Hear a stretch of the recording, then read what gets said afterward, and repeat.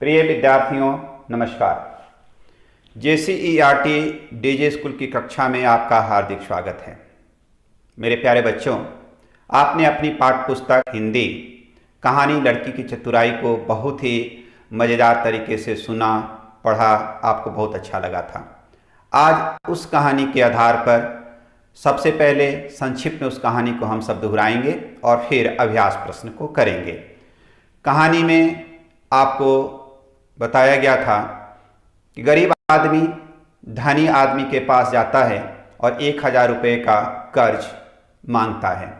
धनी व्यक्ति उसको 1000 रुपये का कर्ज दे देता है, लेकिन 1 वर्ष के अंदर जो लौटाने का वादा था, जब गरीब आदमी वापस नहीं करता है तो वह धनी आदमी अपने कर्ज को वापस लेने के लिए गरीब आदमी के घर जाता है, जहाँ पर उसे मुलाकात होती है एक छोटी बच्ची से।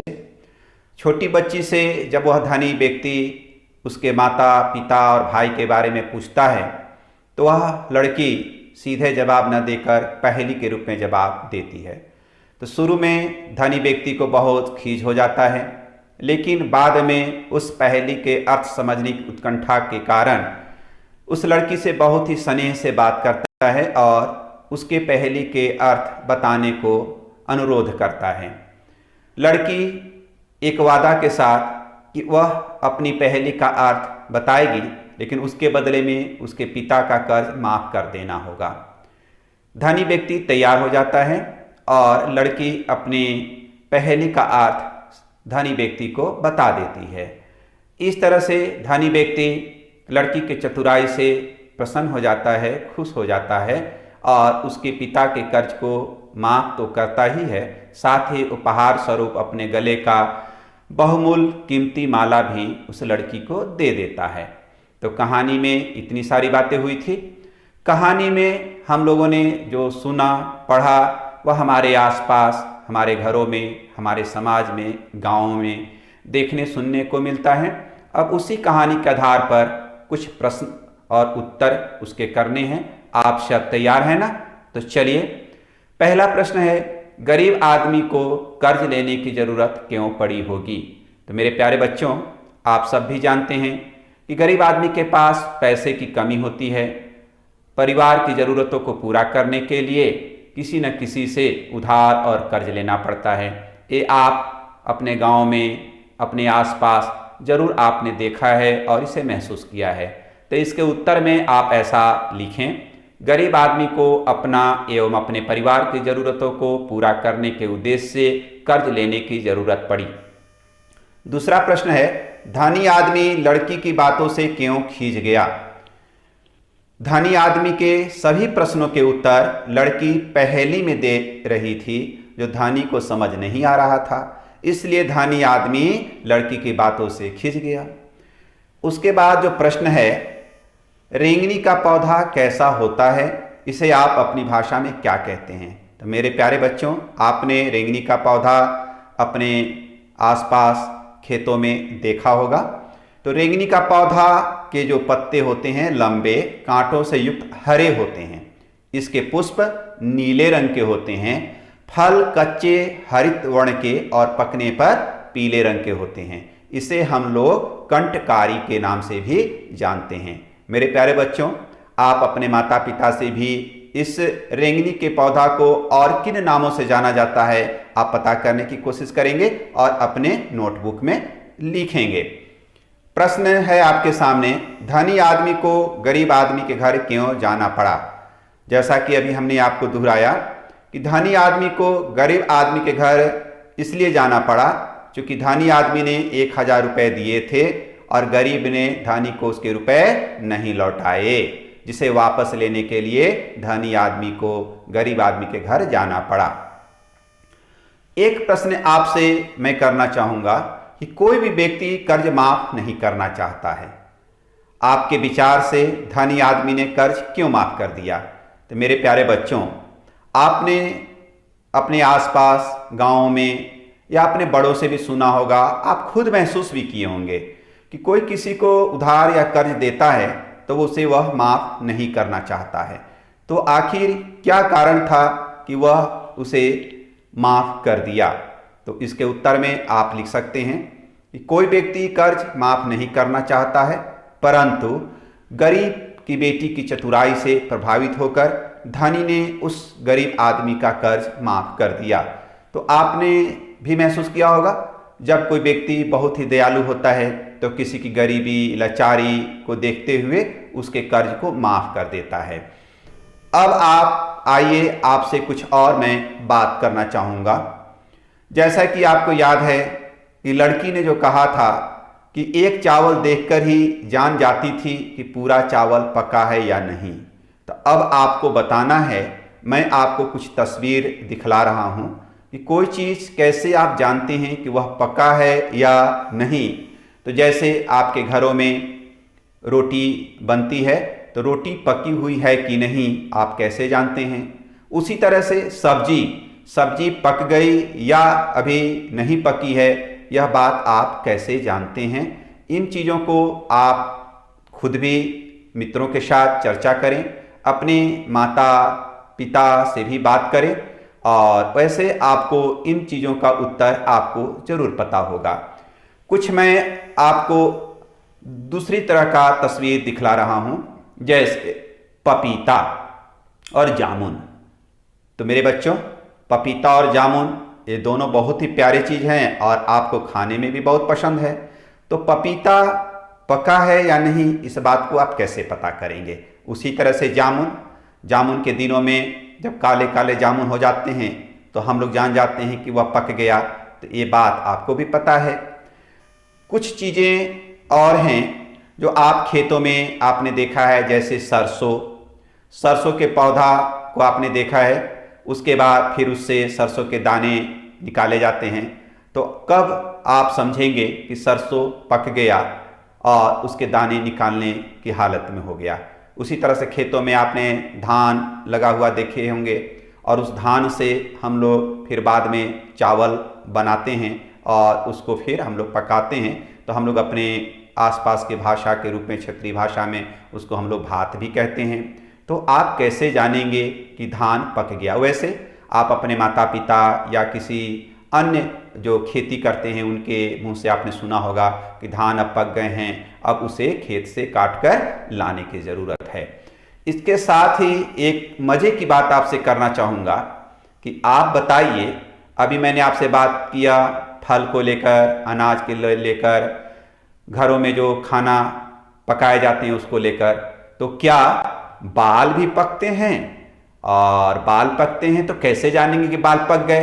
तो ये तो बहुत आसान सा सवाल है, क्योंकि आपको अच्छी तरह से मालूम है कि आपके दादा दादी और जो बड़े बुजुर्ग हैं उनके बाल जब सफ़ेद हो जाते हैं तो हम कहते हैं कि उनके बाल पक गए। तो क्या आपके बाल भी पके हैं? नहीं, आप अभी छोटे बच्चे हैं, आपके बाल तो काले हैं। केवल जब बुजुर्ग हो जाते हैं, बूढ़े हो जाते हैं, तब उनके बाल जब सफ़ेद होते हैं तब हम बोलते हैं कि बाल पक गए। अब आपके सामने एक पंक्ति अंकित है, उस पंक्ति को आप पढ़ें। पहले, धनी ने लड़की से रोबदार आवाज में पूछा। यहां रोबदार शब्द, रोब शब्द में दार प्रत्यय जोड़कर बना है। रोब का अर्थ है धाक या दबदबा, तथा रोबदार का अर्थ हुआ रोबीला। वैसे आप अपने मित्रों के साथ भी बात करते हैं और किसी दूसरे से भी आपने सुना होगा, उसका बहुत रोब है, उसका बहुत धाक चलता है। कहने का भाव है कि उसका दबदबा चलता है और वह धाक वाला है। तो इस तरह की बातों को और हम लोग किस तरह से प्रयोग करते हैं उसकी भी चर्चा करेंगे। लेकिन अब बात आई आपके सामने कि प्रत्यय क्या है। तो प्रत्यय शब्दांश होते हैं जो किसी शब्द के अंत में जुड़कर शब्द के अर्थ में परिवर्तन कर देते हैं। फिर से मैं दोहरा रहा हूं, आप भी इसको ध्यान से देखें। प्रत्यय शब्दांश होते हैं, शब्द का अंश जो किसी शब्द के अंत में जुड़कर शब्द के अर्थ में परिवर्तन कर देते हैं। उदाहरण में मैं आपको नीचे कुछ शब्द दे रहा हूं और उसमें प्रत्यय दार जुड़ा हुआ है। जैसे मजे, उसमें दार आप जब जोड़ेंगे तो बनेगा मजेदार। ईमान शब्द में दार जोड़िए, ईमानदार। चौकी शब्द में दार जोड़िए, चौकीदार। ओहदे में दार जोड़िए तो ओहदेदार। तो इस तरह से दार जो शब्द है, शब्दांश है, प्रत्यय है। तो शब्द में मजे, ईमान, चौकी, ओहदे में जुड़कर क्या बना? मजेदार, ईमानदार, चौकीदार, ओहदेदार।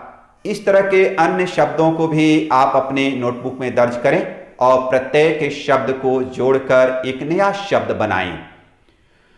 रोबदार आवाज का अर्थ हुआ रोबीला आवाज। आपकी कहानी में आपको मिला था, धनी व्यक्ति ने रोबदार आवाज से उस लड़की से पूछा था। रोबदार आवाज का मतलब तुम्हारी मां कहां है, तुम्हारे पिताजी कहां हैं, रोबदार आवाज में पूछा था। तो आवाज कई तरह से होते हैं। तो जैसे आपने एक जाना रोबदार आवाज, किसी की आवाज मधुर होती है तो आप क्या बोलते हैं? मधुर आवाज। उसी तरह से कभी कभी आवाज से जो डरावना जैसा होता है, डर लगता है, तो आप क्या बोलते हैं कि आवाज कैसा है? भयावह है, आवाज डरावना है। उसी तरह से आवाज कुछ धीमी धीमी आती है तो आप उसी तरह से अन्य तरह की भी आवाज, कैसा आवाज होता है, उस तरह की बातों को आप अंकित करें और संकलित करें। कुछ शब्द की बात आपसे कर लेते हैं। लड़की क्या जवाब दी थी? पिताजी कहाँ हैं? तो पिताजी पानी रोकने के लिए, स्वर्ग के पानी रोकने के लिए कार्य कर रहे थे, जिसका अर्थ था छप्पर छा रहे थे। मतलब छप्पर को छाया जाता है। तो उसी तरह से दाल को दला जाता है और फूलों की माला गूंथी जाती है। कहने का अर्थ है कि कुछ काम के लिए जो करना होता है उसके लिए अलग क्रिया दिया जाता है। तो नीचे में कुछ आपको शब्द दिए जा रहे हैं, उस शब्द को आप नीचे के जो वाक्य हैं जहां रिक्त स्थान है भरकर सही शब्द का, सही क्रिया का चयन करेंगे। शब्द है रंदा, पिरोया, जोता और पोता। तो सुई में धागा आपको मालूम है ना? बिल्कुल सही, पिरोया जाता है, हल जोता जाता है। तो इस तरह से अन्य आप क्रियाओं को चुनेंगे और हर एक कार्य के लिए अलग अलग क्रियाएं होती हैं, उसको आप अपने नोटबुक में दर्ज करेंगे। अब आइए कुछ पहेली की बात।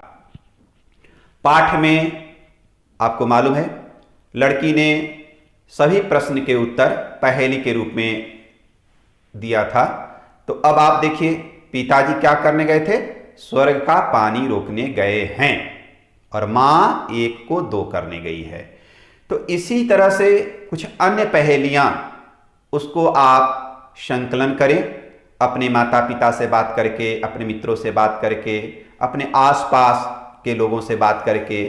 और कुछ पहेलियां मैं आपको दे रहा हूं, तो उसके अर्थ यदि आपको मालूम है तो अपनी नोटबुक में दर्ज करेंगे, और नहीं मालूम है तो आप अपने मित्रों से बात करिएगा, अपने बड़ों से बात करिएगा और इस पहेली का अर्थ ढूंढिएगा।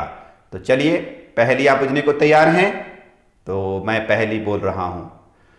तीतर के 2 आगे तीतर, तीतर के 2 पीछे तीतर, आगे तीतर पीछे तीतर, बोलो कितने तीतर? तो इसका उत्तर क्या होगा आपको बताना है, मैं अभी नहीं बताऊंगा। तो फिर से मैं दोहरा देता हूं।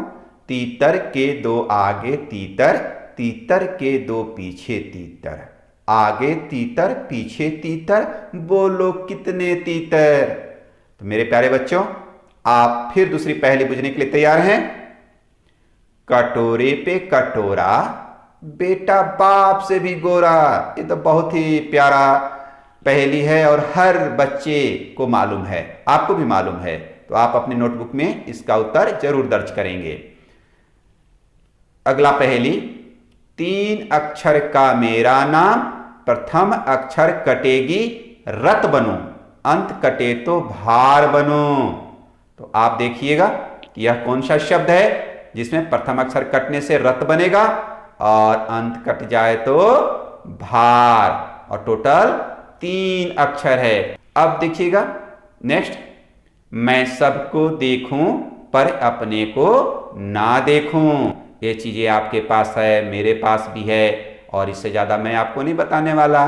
तो आप इसको ढूंढिए कि इन पहेलियों का उत्तर क्या होगा। और फिर मैं आपसे अगले पाठ के साथ मिलूंगा।